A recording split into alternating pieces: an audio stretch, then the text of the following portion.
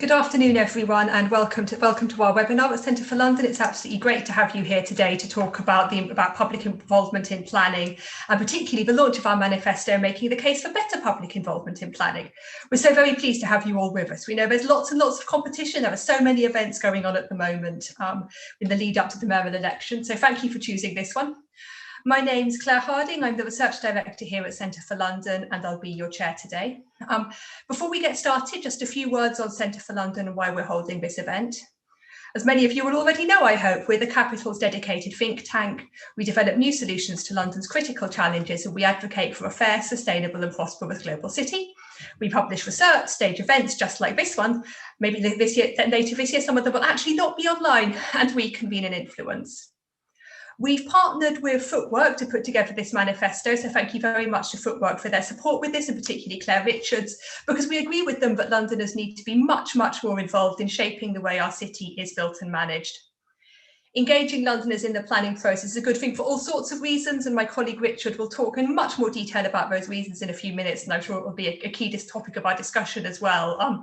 But in very broad terms, we know that it improves the quality of the developments that get built. It might help to actually deliver more developments quicker.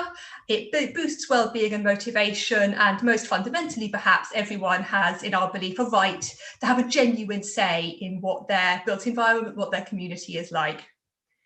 In our manifesto, we've laid out clear recommendations for the next elected mayor, whoever they are, to strengthen public engagement in our planning system and get communities involved in new and much needed developments. We're delighted to be working in collaboration on this project with Collective Community Action, who are a really interesting group. If you don't already know them, do look them up on this manifesto, and thanks again to Footwork. And now I'm really pleased to introduce my colleague Richard Brown, who is the acting director here at Centre for London. We're in what we're calling an interregnum, rather grandly, between directors at the moment, who will present the recommendations from this manifesto. Thank you, Richard. Thank you very much, Claire. I was going to make a joke about acting director not being something at the National Theatre, but I haven't worked that one out yet. It's great to be here, and it's great to be able to launch this piece of work. I mean, we, for a few years, have been concerned about the quality of public engagement in London and the development process. The rate of change has obviously been phenomenal in a lot of London's neighbourhoods, but there's a sense that communities are feeling left behind, marginalised, and you see that in some of the well-publicised and disruptive, for all concerned, disputes around big new developments across the city. I'm also conscious we're publishing this today on the very day that the London Plan has been launched, which just shows that I think preparing the London Plan is one of these painting the fourth bridge type exercises. The moment one has been launched, the next one is prepared. And there's some good stuff in the London Plan and in what's been implemented under this mayor. The estate ballots has been a very positive development, and there's been positive developments as well, like the Talk London panel. But we think that in the next mayoralty, whoever wins, we need to go a lot further. I'm going to talk briefly about the why, the how, and the what. The why, Claire's already outlined. Fundamental to that, I guess, is, as citizens, we have a democratic right to be involved in the way our neighbourhoods change. Democracy, especially now in the digital age, can't be limited to this once every 4 years exercise at the ballot box. It's about something which enables more sustained and engaged participation in determining the future of our city, co-producing it even. The second is there's good evidence that being more involved in decisions about one's local area actually improves well-being, motivation, improves one's mental health and one's sense of engagement in the local area, and improves community health as well. Third, it improves the quality of what gets built. Some buildings in London, some new developments in London look like they've landed from another planet, into a sense perhaps they have. We know that sustained community involvement builds on local knowledge. This isn't a concession to local interests. This is a way of actually getting more expertise into a development, is working better with local communities. And finally, and perhaps as a byproduct of those first three rather than the central aim in itself, though the speed of new development is important in London, it should increase the quantity of what gets built. We should enable London to meet our urgent housing needs better through better community engagement. So that's the sort of rationale, some of which maybe, I'm sure in this audience particularly, stating the obvious. The how, there's an enormous amount of evidence about what works and what good practice looks like in community engagement. And we've just summarised in this manifesto a few of those principles. The first is that public engagement needs to be informed. It needs to really draw on the deep knowledge and understanding of the local area that local communities have. It should be a dialogue rather than a matter of telling local people what's going to change and hoping for a reaction. It should be drawing on that expertise to start with. And we've talked quite a lot in the manifesto and outside about place-based audits as a way of getting that really systematized understanding of local knowledge. Second is it should be early. There's long been a challenge, and I think it's partly a challenge that's locked into our planning system, where engagement comes right at the end of a process where there's a binary choice whether something's approved or pushed back. Early engagement should help to shape a proposal so that it works for local people as well as for developers and planning authorities. It should be sustained, particularly in London. Big development projects take place over several years, even several decades, and that does not feel like, and in that context, you can't really have a planning public engagement process that lasts 6 months and then goes away. So over a long-term development project that could take generations even, there needs to be sustained engagement and the continuing dialogue. Engagement needs to be diverse. London is diverse. London is an incredibly mixed bunch of people and communities. We talk times, and I've been guilty of doing this myself, about hard to reach communities. It's become a truism now to say that there aren't hard to reach communities. There's just not trying hard enough to reach everyone. And particularly now we have digital engagement tools. We can run events during the day. We can run things online at different times of day.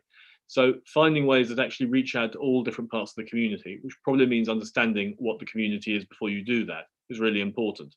Not all events should be during the day. Not everything should involve going to a meeting. Not everything should be online. You can't achieve that sort of diversity of interaction through one medium alone. Next, and there are only 6 of these, engagement should be transparent.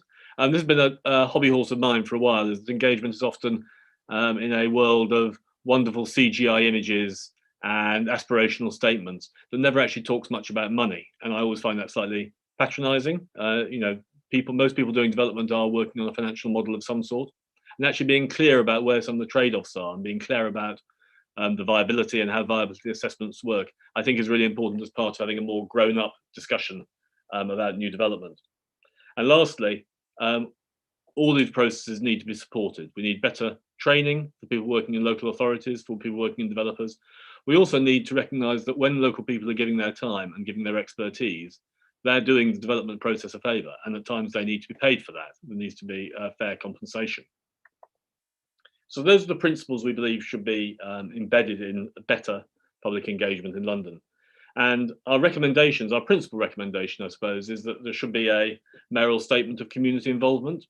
Statements of community involvement are part of every planning application, they're part of every local development plan. The mayor doesn't have those obligations on him or her at the moment. We think they should. We think those should apply to how the mayor and the mayor's agencies seek to engage on their own projects. Obviously, there's a big programme of Transport for London development still rolling out at the moment. They should apply to how the mayor consults on the London plan and subsidiary plans themselves, and they should apply to what the mayor champions and pushes in borough plans. So that's our main ask on the mayoral candidates, is to commit to issuing a mayoral statement of community involvement, setting out how they'll do these things, and this should be part of the next review of the London plan. We believe there needs to be more attention paid to skills, a training programme that works for councillors, works for local community advocates. We believe also the mayor should be seeking, along the lines of his design advocates, to have community advocates who can help actually bring the right community voices to the table. We believe there needs to be a systematised knowledge base. Again, and I'm sure people here will have experience of this, some of the areas of London that have seen a lot of change, they have the same type of community engagements going on over and over again. And I think people are as much feel unincluded in community engagement as sometimes over-involved and ask the same questions over and over again. So building that knowledge base of what's known about local areas is really important. We believe there need to be better incentives, and one of those could be an accreditation scheme that recognises where boroughs and where developers are adopting best practice in terms of public engagement, and helps to push the standard up, as the Good Work standard has done in London. in terms of working practices. And we've argued there should be a scorecard that helps London's councillors to assess how good the community engagement has been. These type of models are being developed more and more for design issues. I think community engagement should be seen as part of that process as well. So that's an overview of our manifesto. I'm really pleased to be launching it today, and we really hope it will. It's something we've been pushing to the mayoral candidates when we've spoken to them and their teams, and we hope it will make a real difference to this debate. I suppose in closing, it's been a rough old year, and it's been tragic for many people. But I suppose two things we've seen coming out of the COVID crisis has been we've seen the strength and the resilience of a lot of our communities, and we've seen the importance of their built environment to people. We've all been much more in our homes, in our local areas, spending much more time there. And as we come out of this, as we recover, we need to bring those together. We can't continue looking at communities on one hand and then changing the built environment without reference to them. So in a way, that stronger community impulse and that importance attached to the built environment need to inform how we see our city changing as we come out of this crisis. Claire, back to you. Thank you very much, Richard. That was a far better summary of this work than I could ever possibly have given. But if you're interested in reading more about this, I can see from looking at the people in the audience that many of you are very expert indeed already. On our website, you can find a full copy of the manifesto, a list of sources and links to places that will take you to both more background information and more kind of practical examples, and please do keep sharing those with your fellow participants in the chat as well.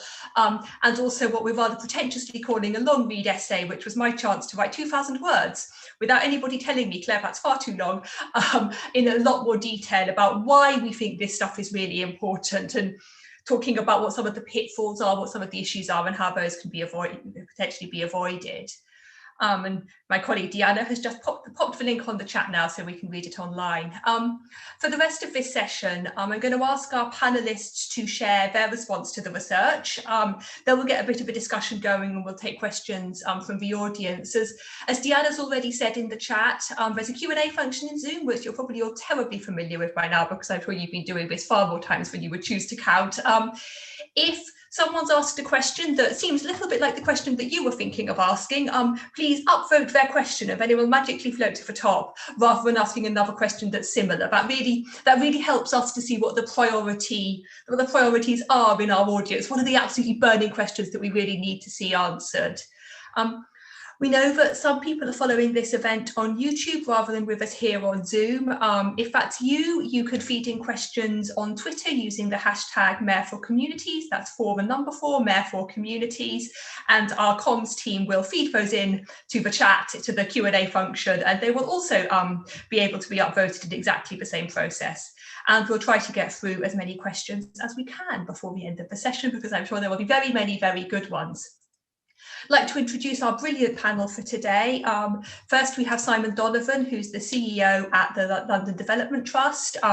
He's a social regeneration specialist and the CEO of the Manor House Development Trust, He's developed a really unique approach to community development and social regeneration, which I'm sure he'll talk about now, and delivered really long-lasting community development on regen projects across London boroughs of Tower Hamlets, Southwark and Waltham Forest.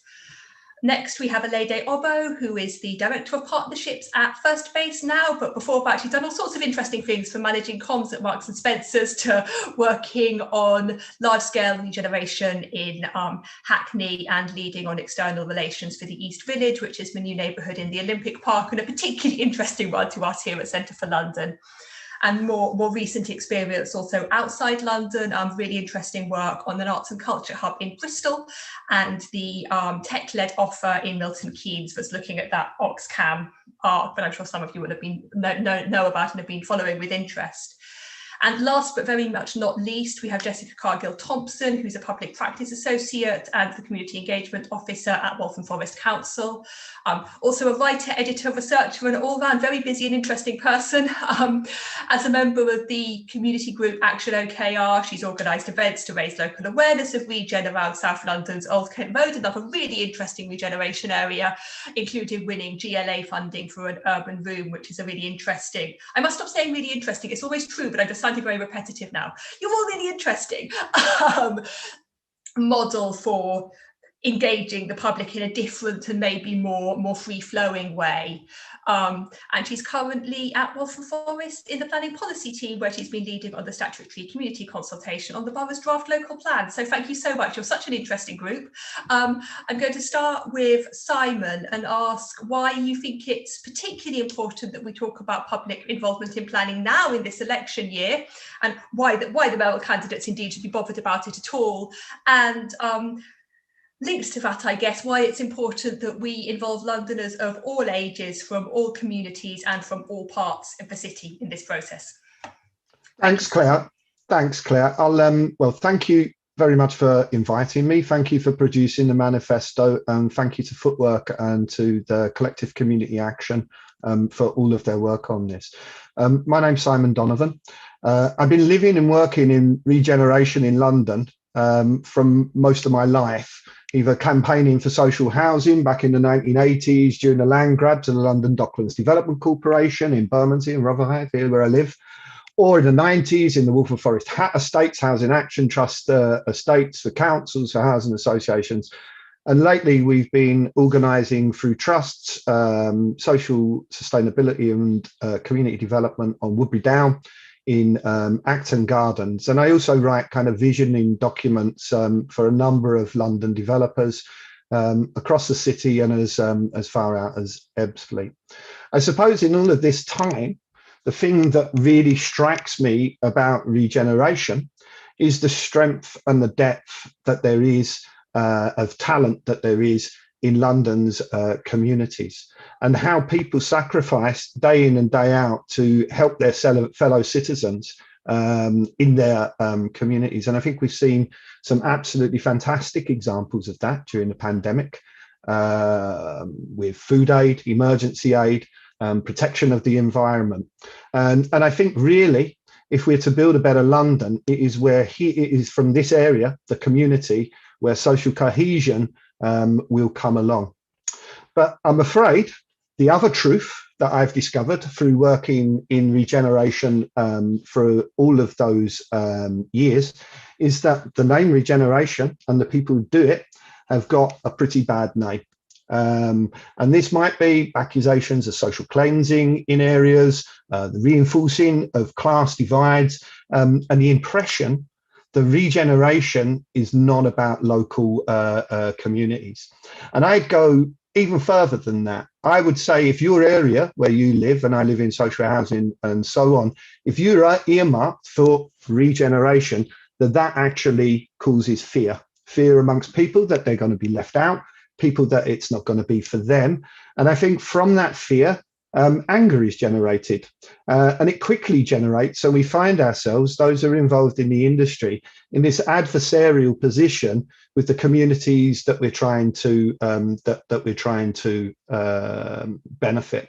And what we see is that the politicians' driver to create more housing, the planners and designers, desires and drivers to build and design fantastic places to live in, and the developers' drive to create value is in distinction to what the community wants. And it creates this adversarial position.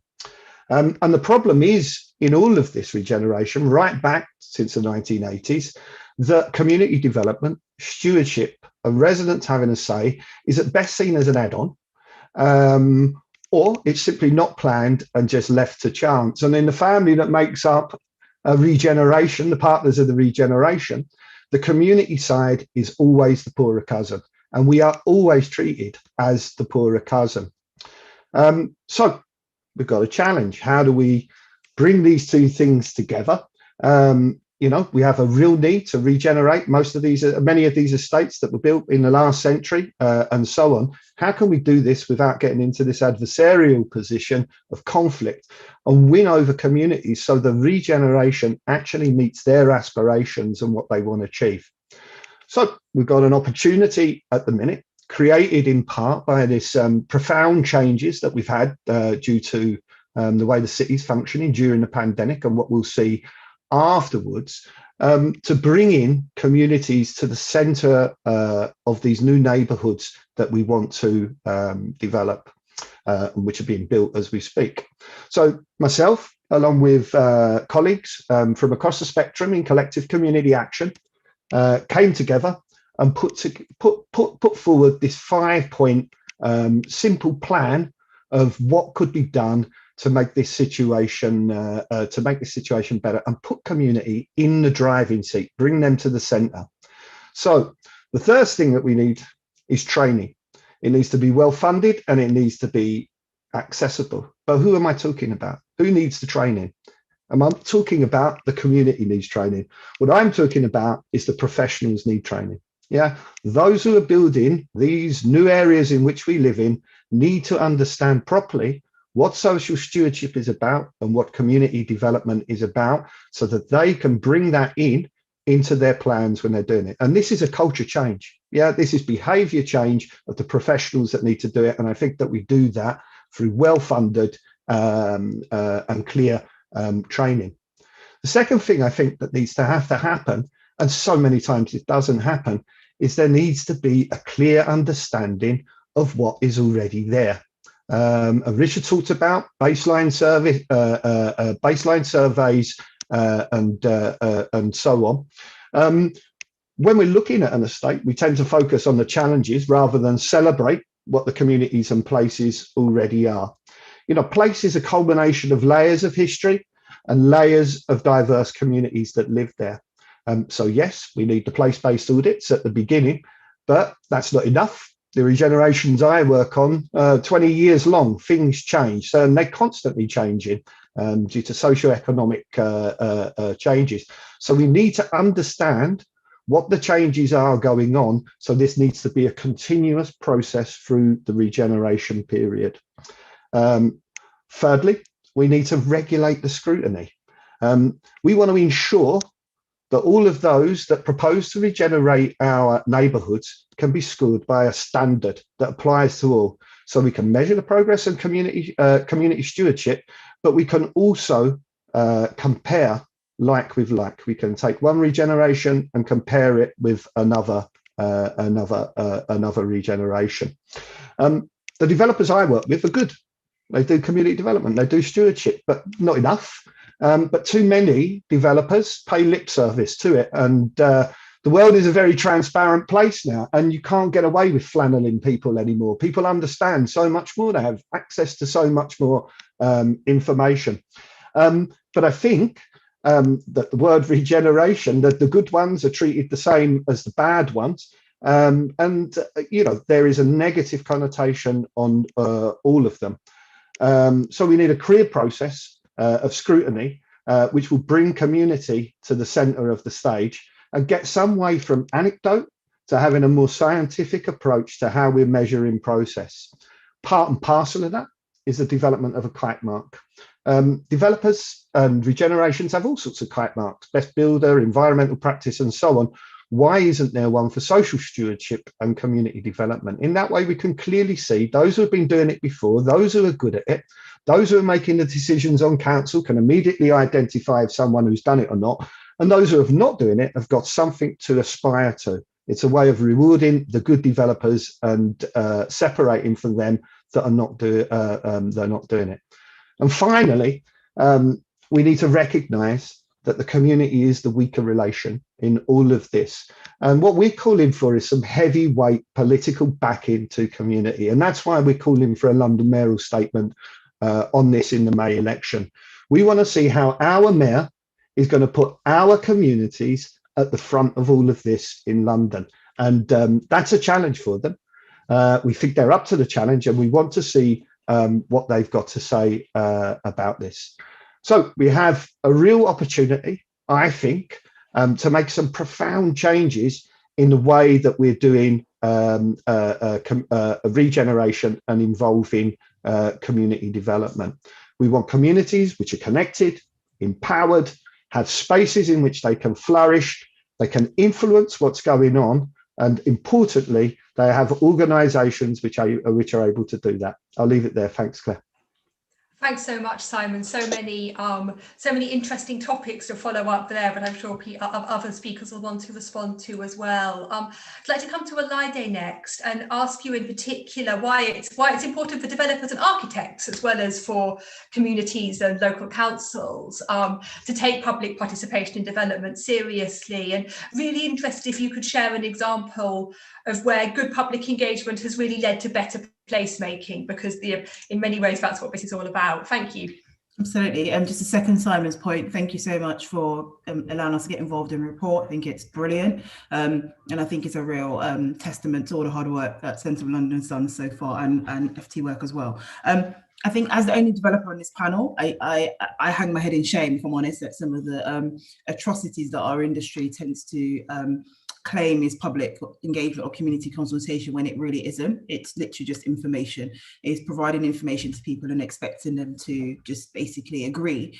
And that's not what consultation is, and that's not what engagement is. And I think, you know, as someone who's I grew up in inner city London. I grew up in Hackney, and I was privy to many regeneration opportunities and consultations, and many meetings that I went along to and thought, this is shambolic. This is not what we should, you know, this is not a proper way of engaging.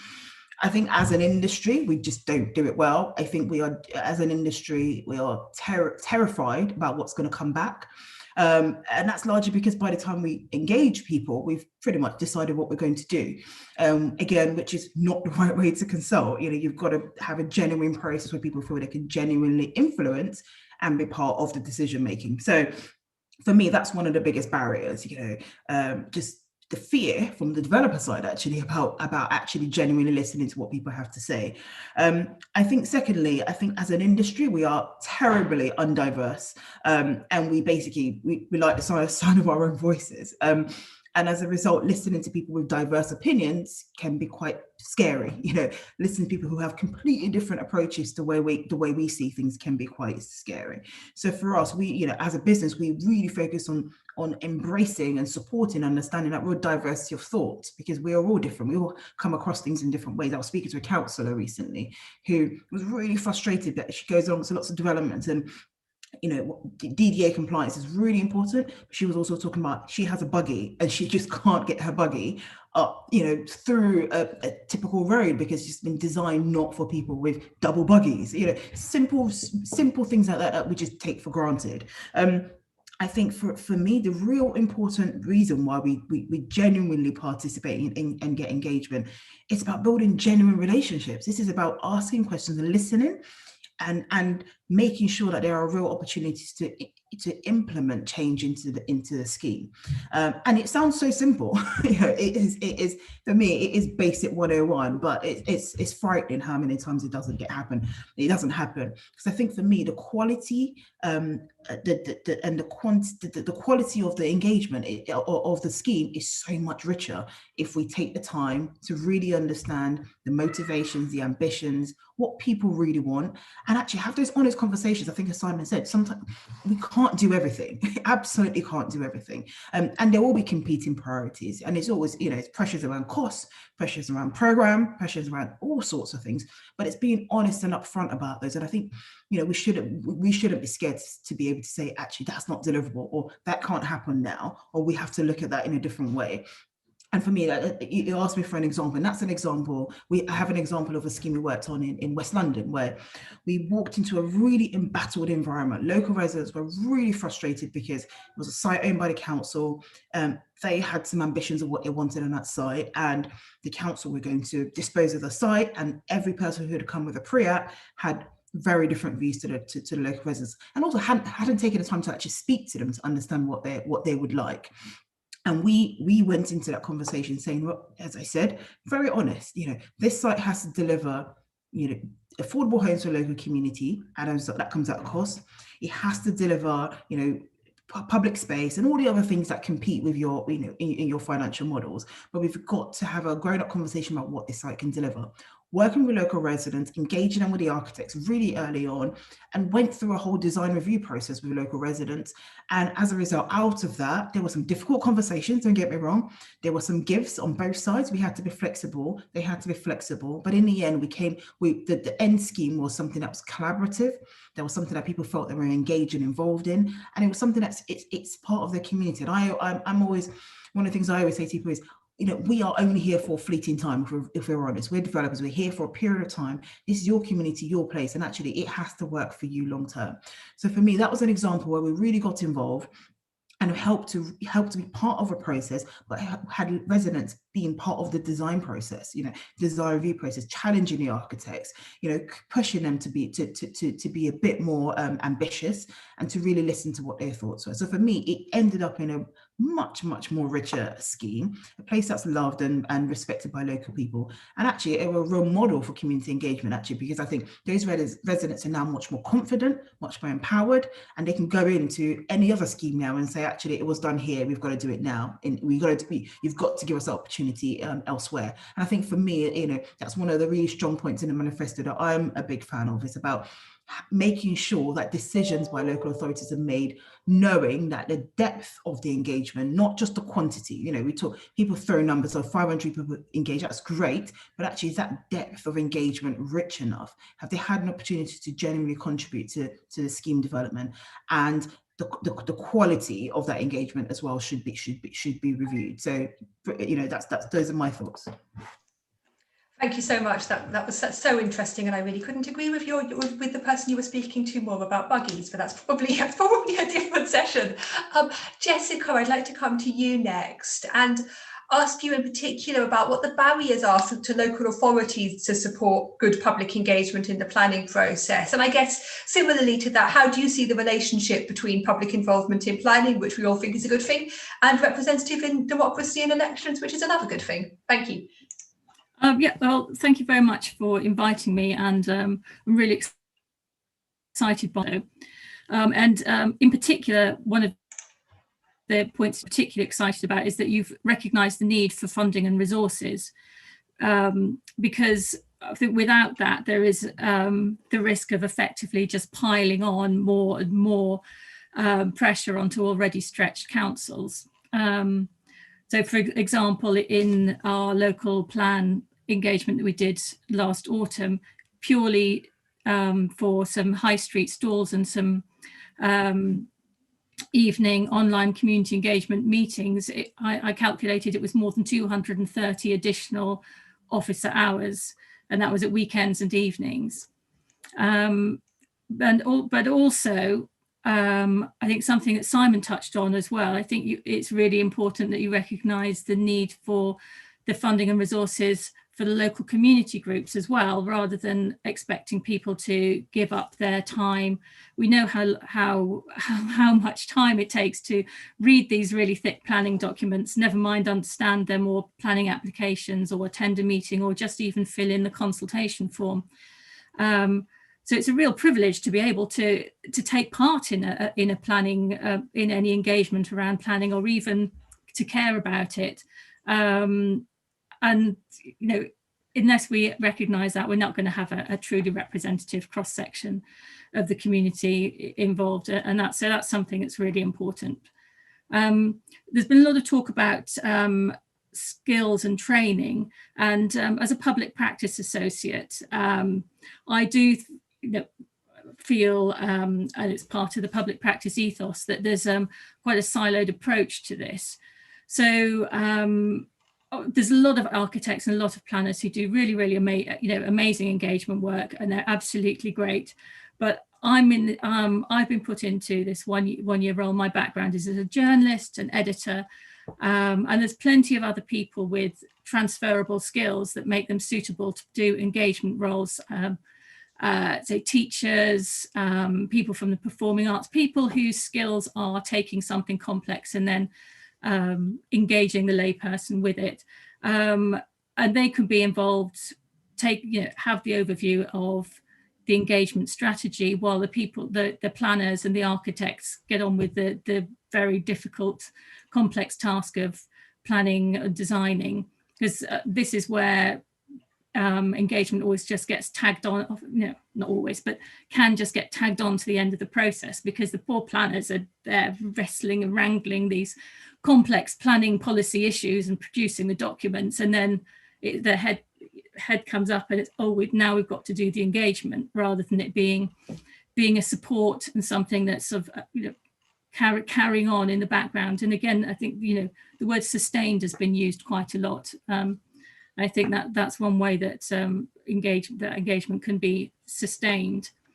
I think one of the other things that have been touched on already is the that's a problem for councils is, of course, we're not operating within a vacuum. There's not the privilege of we listen to the local residents, we listen to the stakeholders, they say what they want, and then no, we know what we want, we can build it. We all know, everybody listening in knows that is not what happens at all. Everybody's beholden to developers, who in turn beholden to viability and profits. And yeah, I don't have a magic bullet answer for how we deal with that, but transparency certainly could come into play. Openness, developers actually showing people what a scheme is actually going to look like, rather than a kind of soft focus version of what they think people want to see, might also help. The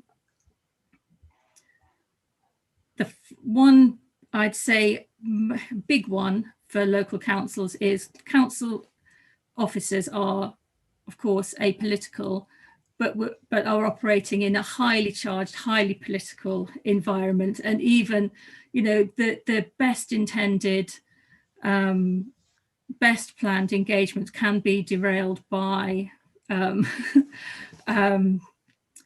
yes, other political agendas, councillors warring with each other. I think, I won't mention any examples because it's probably a bit imprudent for me to do so. But I think built environment and architecture is a very useful political football for councillors and planners. Architects, developers can often just get caught in the middle of that. I think I'll stop there and thank you, Jessica. Thank you everybody, and thank you to the audience for putting in so many excellent questions and for upvoting them, which we really appreciate. Our first question comes from Michael Ball, and I guess touches quite a lot on what Jessica has just said. To paraphrase the question, which I'll do for all of them, and you can read the full ones in the chat. Everyone agrees that this is a good idea, but local authorities do sometimes resist, and that is not a new phenomenon. Michael asks, is this a function of centralising power, and how can we break through this reality? Panelists, please jump in if you feel able to. If not, I may be forced to pick on you.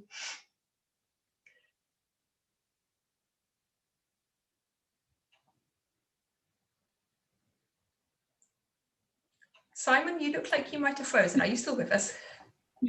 Could you just repeat the... I'm looking for the question so I can read it. Oh, sure. So they're in the Q&A. It's a top question in the Q&A. Which one was from Michael? He's got several there. The one that's floated all the way up to the top. So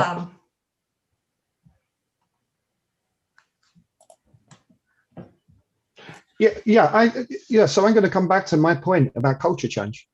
Yeah, and I think kind of since probably before the 1980s, that what we see around regenerations are lots of egos and lots of people, if we're looking at councillors who are doing it for political reasons. Or there are people who don't really know about community development. They know about politics. They know how to get elected as a councillor. They know how to go through a political party, but that doesn't make them an expert in community. And the other thing I think is a lot of our politicians at the minute, local politicians and so on, don't take a strategic view to what's going on in their area. They become like community activists within an area. So I don't think that it's part of a centralisation. I think this comes down to human knowledge and the way that we're taught that regeneration should do. So I think kind of when I talk about training people, when I talk about courses and things like that, what we are trying to do is instigate, or what we want to do is instigate culture change within them, behavior change within them. And that's about them looking away from what their drivers are, their political drivers are, which for most politicians, you know, are about creating more homes for people to live in. I got a big family in London. Don't get me wrong. I want to see more homes in London. I want my family to be able to live behind me. So yes, that you know, we need more homes, but how do those communities hang together? And I don't think that there is enough emphasis on that whatsoever. I don't think people are trained to what to look out for. So I think that is that's what's fundamentally at fault. We've been through lots of different iterations of planning. You know, we're going to make it better here and we're going to make it better there. It didn't seem to change anything in my experience from the 1980s to now. So there's something else going on there that we need to that we need to address. The other thing is the model on which we build homes, which is mainly in London about extracting value. And if we only have that as our driver, then I'm afraid community will always remain that poorer cousin, will always be second best, and will never be given the priority that it needs. I hope that's answering that. That's great, thank you. Would any of our other panelists like to come in on that question? Jessica? Well, I just wanted to add, and I suppose, a slight defence of councillors and officers. So I, as you mentioned at the start, I've sort of seen it from both sides. So I've been involved with a local community group around the Old Kent Road and the development there, and then for the past year I've been working alongside planning officers and councillors, and I think a lot of them, not all of them, but a lot of them really genuinely do want to do engagement well, and really do kind of want to know how, and will, really want to sort of learn from the manifesto and what's being discussed today and what people are saying. But as I mentioned before, one of the problems is having the resources to actually do that and to carry it out. Another is the kind of structure that they're working in. It's very political, so there's a lot of care about what can actually be said or what can be shown. Councils also have to be accountable, and that, which is not necessarily a bad thing, but that I find can also produce impose limitations, as well as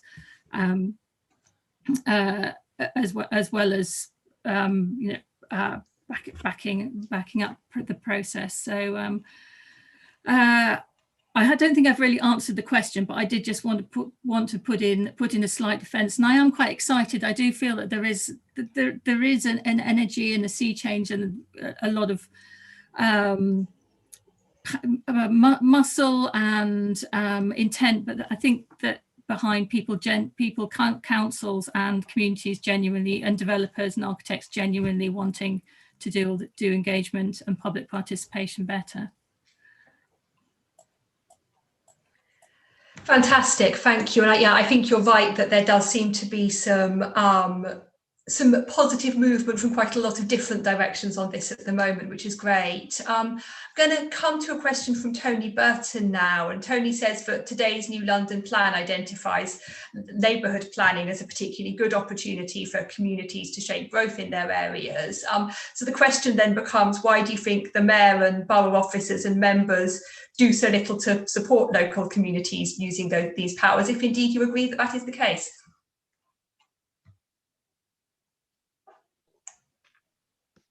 Can I answer, Claire? Please do, yes. Because it's hard. It's really, really hard. Yeah, there's no easy way about it, and that's why it becomes an add-on, and that's why some people can do it and some people can't do it. And it might be the size of the developer. We don't earn enough money, or it might be that the problems here are just too great. down the Old Kent Road, for example, the tsunami of challenges that are coming here are just too great to deal with. And I think that's the reason is that it's really hard. And I think that there is a lack of a clear concept of what we want to achieve with a community. And it has to take in board localism. It has to take in board on board how the community is going to benefit from things, how they're going to influence things. So we need a concept of what that looks like. So developers, councillors, and those who are making the decisions have something to aim for, which can be achieved. But I would say the reason that they don't do it at the minute is because it's really, really hard. And there's such a lack of resource. Completely second that. I think, and just to add to your point, Simon, it's not a turn on and turn off. You can't just go, oh, I'll do it today and then I'll forget about it forever. You've got to be committed. It has got to be sustainable. So actually, that's where the fear of getting involved is, because we know this is not something you can just put away once you've opened that Pandora's box. So it isn't a too difficult box. Yeah, I mean, I would also add that when we're talking about communities, we're not talking about one group of people who all have the same priorities and who all agree with each other and want the same thing. I mean, I'd be doing that. Engage on the Old Kent Road, for example, be talking to local people. So you'd be talk to one person, they'd say their priority is independent shops and small businesses, and then you talk to the next person, they'd say how great it was. There was Sainsbury's had opened, and it was really convenient for them to do their shopping. So, yeah, it's difficult and it's complex. Yeah, I think we kind of need to develop then a way which can accommodate that. Yeah, accommodate all of those differences. And, you know, you could start consulting some young people in an area, and by the time the regeneration is 2/3 through, they got families and kids of their own growing up. So things are constantly changing. And this is part of the difficulty of what we do. So we talk about platforms on which people can be supported throughout a regeneration to come up with their ideas, to come up with what their preferences are, and so on. And you facilitate a platform rather than dictating to people, you're going to have some of that, you're going to have some of that, and you're going to have some of that because so-and-so set up in the tower block up there. So we need something which is flexible enough over time that can change and meet the aspirations of the different communities which are there when we start, the ones that are there 5 years later, and the ones who are going to be living there 20 years later. So I think kind of it's about that. It's about being able to accommodate that change, that regeneration, and, you know, the changes that go on just in general. I used to work in that office down at the Old Kent Road back in the 1980s as a drug abuse centre.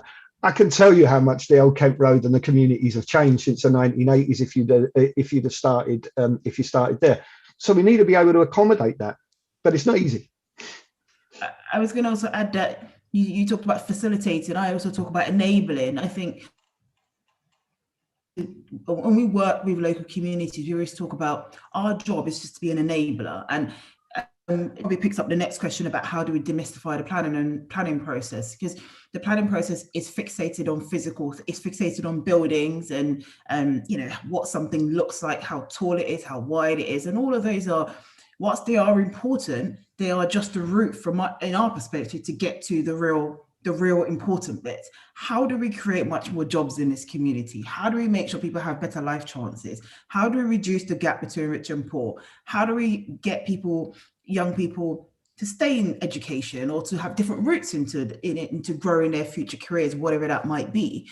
You know, those are the critical things that we should be focused on, not the height or whilst that's important, not the physical things. And I think that's how we demystify it, because if as a community, we're bought into the fact that our neighborhood needs to address the drug and alcohol use that's in the area. Our neighborhood has massive issues around health inequalities. Now, what's the route through to get to that?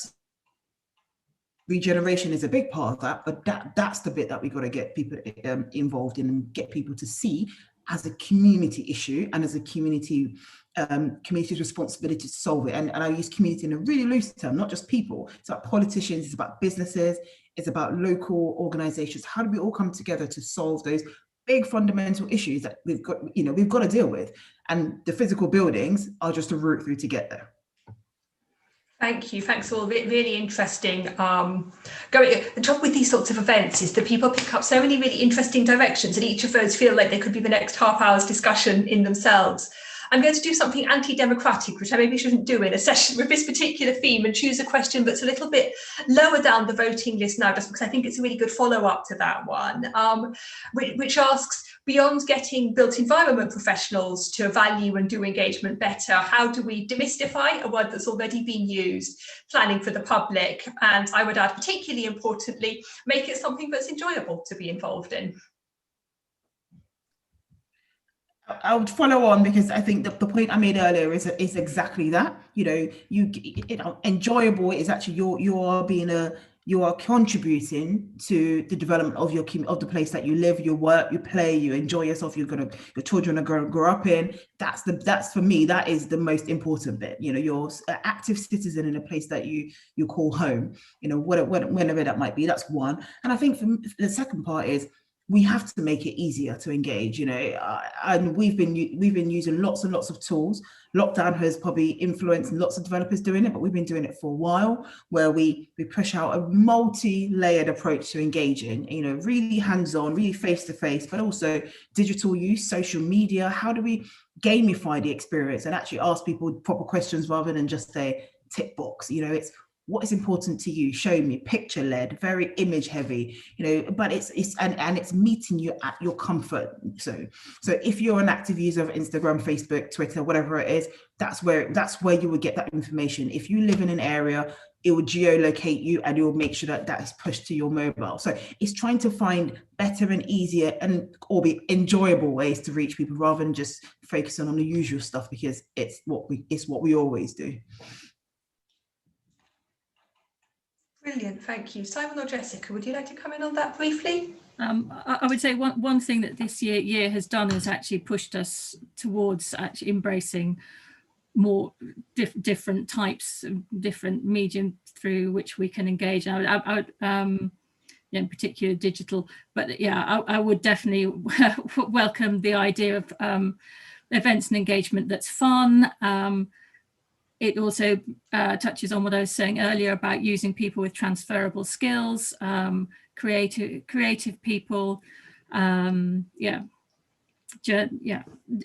journalists, people, interpreters, etc. Thinking more creatively about who it is that actually does the engagement. There are some really brilliant projects being done. There's some great architect, really fun stuff like Math, We Made That, ZCD, What If, lots of them have lots of fun. There's the Urban Rooms Network, people like Diane Deaver down in Folkestone does kind of really fun creative work. You can do walking tours, hands-on model making, all sorts. We try to do some of that in our events on the Old Kent Road. And then also in terms of demystifying, I think the idea of having something that's more ongoing and more sustainable, having some and that's probably quite key. And also one interesting thing, I think it's Dundee City Council I was talking to, who have got they've got 8 mile long regeneration of the waterfront, and that's been worked into the primary school curriculum. So it's being communicated at a really, really fundamental level. I mean, I can't vouch for how much fun it is at school, but I think things like that are crucial and well worth exploring. Thank you. I'm going to move to a question about how the power of the mayor, grassroots organisations and local authorities now. And as the commenter Wilfred has observed, the power of the Mayor of London is in some ways quite minimal. He or she is quite restricted in what they can do. And I'm going to keep saying he or she because, one day we might have a woman mayor in that city. Sometimes feels like it will never happen, but I'm quite determined that it will. And sometimes the council simply ignore the mayor's position. I understand that is a debatable point in itself. Where does the panel see grassroots organisations being able to support the mayor in strengthening that position? Particularly where there are quite an entrenched political system at the moment. Shall I have a go? Yes, please. I'm glad I didn't get demystifying the planning process. I mean, regeneration's hard. Try that. Wow. I kind of, the mayor does have minimal powers to do this. That's true. But he's also, she would also be a very influential figure in London if they put their weight behind this. Yeah, if they said this is going to happen. And I also think that they could lead by example, because the mayor and the GLA do have their own sites. You know, I can think of several sites that they've got that they're developing themselves, where they can set up exemplar schemes to achieve this community development, that they can have that around a clear framework, and they can award themselves accreditations to do this, and then they can share best practice. But unfortunately, and we have so many examples of it, and I don't want to be overly critical of the councils or the developers, because I think many of them have made great strides towards this when they're interviewing. I've been on a number of with developers on a number of kind of panels, and they're marking this sort of thing, who will get who will be the preferred partner, whoever it is, that they do score on community development. But I don't think that the exchange of best practice is enough. Yeah, we've been doing it. It just ain't working. People like Alad doing it. Yeah, that's great. If Aladi was in charge of all the development in London, I'd sit here being very, very happy, very, very happy indeed. But the problem is Aladi is probably a minority in that industry, and that's why we need some kind of benchmark. Yeah, and developers do it for other things. As I say, considerate constructor, or health and safety, or the environmental standards that they're going to meet. Why not on social sustainability and stewardship as well? And I think that the mayor. Thanks, Simon. Sorry to cut you off. We have 2 minutes left, and I'm really keen to hear from Alida and Jessica on that question as well. No, I couldn't agree more. You know, we should, as a developer, we should be judged on the depth, the quality of our engagement, and our ability to sustain that engagement. And actually, if you don't do it, next time you bid for something, you won't get it. That's fact. Because actually, if that's a fundamental part of, if we fundamentally believe that's so important, why should you win anything else if you haven't made the effort the first time you were awarded? Brilliant, thank you. Jessica, would you like to have the final word on this one? I don't know if I've got anything extra to add, but yes, absolutely would support more grassroots community involved. Things we haven't discussed that are for other sessions are things like community land trusts and ways of not just getting involved in the engagement and planning process, but really taking on the responsibility and the power for actually community building things themselves. Thank you, and I'm going to call it a day now for questions. There have been so many fantastic questions in here, and we could keep on answering them all day. If we haven't got to yours, I'm sorry. It doesn't mean that we haven't read it or that we're not interested in it, and we really do intend, as I know other people in this room do today, to keep on working on this, keep on shouting about it. This is just the launch event. It's such a big priority. So your thoughts are not lost, I promise. We have read them all, and we will continue to. Thank you also to those who've been sharing their ideas with us in the chat. I guess all that remains for me to say is thank you so much to our brilliant speakers, and also Richard for his presentation at the beginning of the session. It's been such a pleasure to have you all with us. Thank you, of course, to the audience for the questions, for being involved. I can see that there's already stuff going on social media, which is great. And thank you once again to Footwork, our partner in this project, and to CCA for the collaboration, Collective Community Action for the collaboration. At Centre for London, we always have more research and webinars coming up. I always say this, so please do sign up to our newsletter and follow us on Twitter to keep in touch. In particular, we've got one next week on how lighting is used in London, which is a really important practical demonstration of how involving communities in this one very arguably narrow aspect of built environment can have a really big impact on quality of life and use of space. Of course, if you are interested in funding a Centre for London project or event just like this one, then please do get in touch with us. Thank you once again to our speakers, and goodbye. Thank you.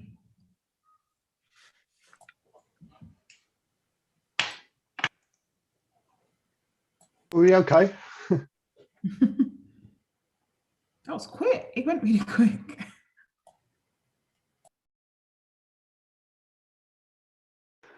Very nice to meet you both and everybody.